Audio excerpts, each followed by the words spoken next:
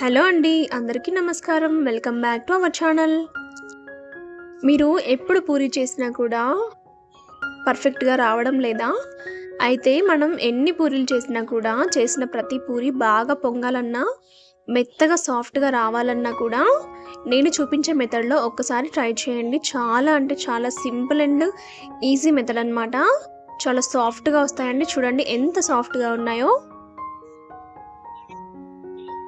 ఈ విధంగా మీకు కూడా రావాలంటే నేను చెప్పే చిన్న చిన్న టిప్స్ అండ్ ట్రిక్స్ ఫాలో అవ్వండి. చాలా ఈజీగా చేసేయచ్చు. కొత్త వారికి మాత్రం ఈ వీడియో అనేది చాలా ఉపయోగపడుతుందండి. సో ఈ పూరీల్ని ఎలా చేయాలో ఇప్పుడు చూద్దాము. దీనికోసం నేను 1 కప్పు వరకు గోధుమ పిండిని తీసుకున్నానండి. నేను ఇక్కడ చపాతీ పిండినే యూజ్ చేస్తున్నాను. మీరు కావాలంటే పూరీ పిండిని యూజ్ చేసుకోవచ్చు. పూరీ పిండి టేస్ట్ అయితే ఇంకా చాలా బాగుంటుందండి. ఇందులోనే రుచికి సరిపడినంత సాల్ట్ వేయండి. ఒకవేళ మీకు పూరి పిండి అందుబాటులో లేకపోతే ఇదే గోధుమ పిండిలో కాస్తంత మైదా వేయండి. చాలా టేస్టీగా ఉంటుంది. ఈ సాల్ట్ అంతటిని పిండిలో బాగా కలిసేంత వరకు కలుపుకోవాలి. ఇప్పుడు చూడండి, ఇందులోకి కొంచెం కొంచెంగా వాటర్ అనేది యాడ్ చేసుకుంటూ మనం చేత్తో కలుపుకోవాలి. కొత్త వారికి క్వాంటిటీ వైజ్గా చెప్పాలంటే 1 కప్పు గోధుమ పిండికి ఒక 3/4 కప్పు వరకు వాటర్ అనేది పడుతుందండి.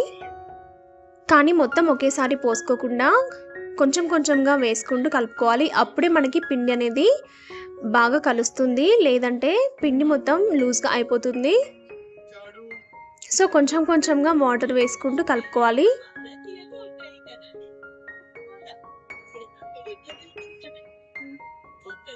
చూడండి, ఈ విధంగా కలుపుకోండి. ఇప్పుడు ఈ పూరీ పిండికి మనం మర్దన అనేది బాగా చేయాలండి. మనం చేత్తో ఎంత బాగా మర్దన చేస్తే పూరి అనేది అంత బాగా పొంగుతుంది. లైట్గా కలిపేసి వదిలేయకూడదండి. అలా వదిలేసినట్లయితే మనకి పూరి అనేది గట్టిగా వచ్చేస్తుంది అండ్ పొంగదు కూడా.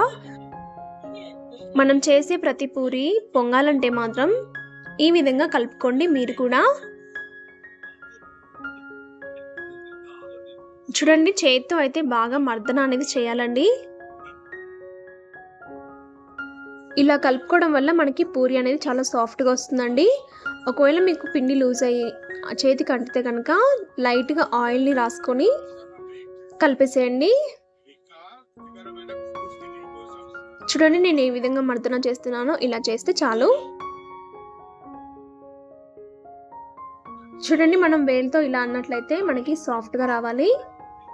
మనకైతే పూరి పిండి రెడీ అయిపోయింది. ఈ పూరి పిండిని ఒక 5-10 నిమిషాల పాటు పక్కన పెట్టుకోవాలి. చూడండి, 5 నిమిషాల తర్వాత మనకి ఎంత సాఫ్ట్గా ఉందో.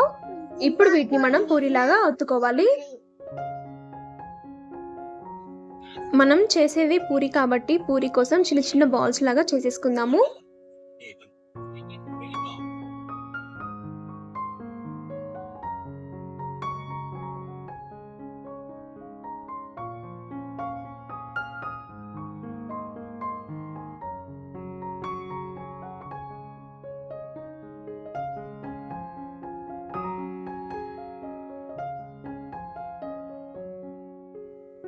చిన్న చిన్న బాల్స్ అయితేనే మనకి పూరికి చాలా బాగుంటుందండి. చూడండి, ఈ సైజులో ఉంటే సరిపోతుంది. అన్నిటినీ ఇలాగే చేసేసుకోవాలి. ఇప్పుడు పొడిపిండిని కాస్తంత తీసుకొని ఆ పొడిపిండిలో మనం తీసుకున్న బాల్స్ని డిప్ చేసుకొని మనం పూరిలాగా ఒత్తుకోవాలి. నేనైతే ఒక ప్లేట్ మీద తీసుకున్నానండి. మీరు పూరి ప్రెషర్ కూడా యూజ్ చేసుకోవచ్చు. చూడండి, మనకి పూరి సైజ్ అనేది ఇంత ఉంటే సరిపోతుంది. మరి పెద్దగా చేయకండి. అండ్ మందం చూడండి ఎంతగా ఉందో. ఇలా ఉంటే మనకి పూరి అనేది పర్ఫెక్ట్గా వస్తుంది. ఇప్పుడు ఆయిల్లో డీప్ ఫ్రై చేసేసుకుందాం. చూడండి ఎంత బాగా పొంగుతుందో. మీరు ఆయిల్లో వేయగానే గరిటెతో ఒక్కసారి ఇలా ప్రెస్ చేశారంటే మనకి పూరి అనేది చాలా బాగా పొంగుతుందండి. చూస్తుంటేనే నోరూరిపోతుంది కదా.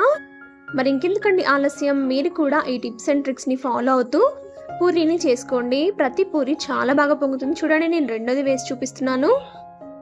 రెండోది కూడా వేసేసుకొని గరిటెతో ఒక్కసారి ఇలా అన్నారంటే మొత్తం పూరి అనేది బాగా పొంగుతుంది.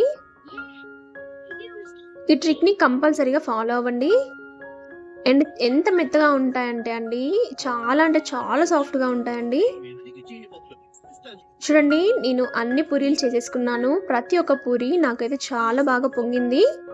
మీరు కూడా ఇలా చేసుకోవాలంటే నేను చేసినట్లుగా మీరు ఒకసారి ట్రై చేసి చూడండి.